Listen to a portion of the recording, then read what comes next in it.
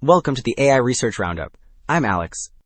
Today we're looking at a paper trending on X, published on January 28, 2026, about 5 days ago.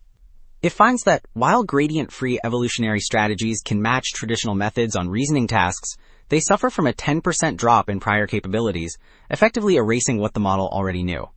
The paper is titled, Evolutionary Strategies Lead to Catastrophic Forgetting in Large Language Models. And as we'll see later, the deep dive into why this happens offers a crucial warning for anyone trying to train models continuously. Alright, Figure 2 visualizes this forgetting phenomenon directly.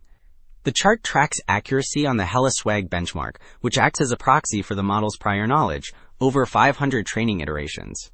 Look at the orange line, representing the group relative policy optimization method.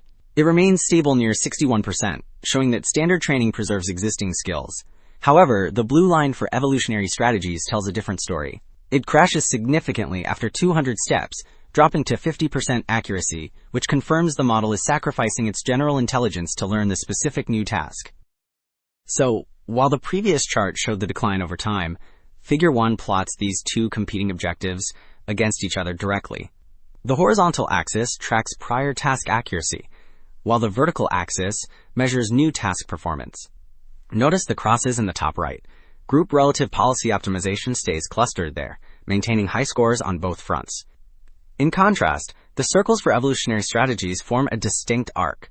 As training progresses, shown by the color shifting from purple to yellow, the points rise to learn the new task, but simultaneously drift far to the left. This trajectory visually confirms that the method sacrifices old knowledge to acquire new skills. Well, putting aside the forgetting issue, Table 1 compares the peak validation accuracy across 4 benchmarks.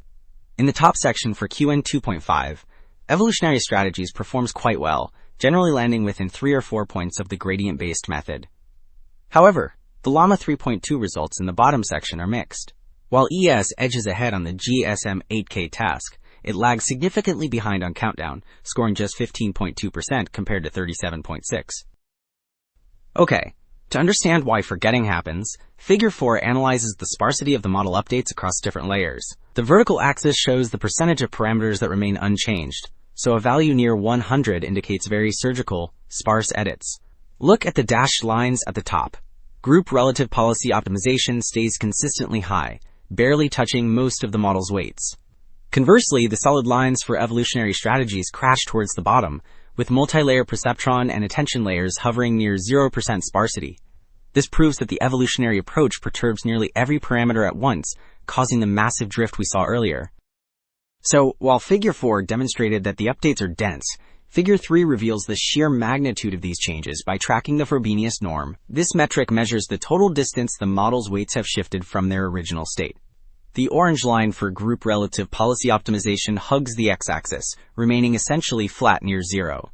In sharp contrast, the blue line for evolutionary strategies rises monotonically, reaching a value of nearly 90 by iteration 500. This confirms that the gradient-free method causes the model to drift orders of magnitude further than standard training, effectively overriding the base model's memory. Wrapping up, the key takeaway is clear. While evolutionary strategies offer a memory-efficient way to learn new skills, they currently come at the cost of forgetting old ones. This massive parameter drift makes them unsuitable for continual learning until we can control that update density.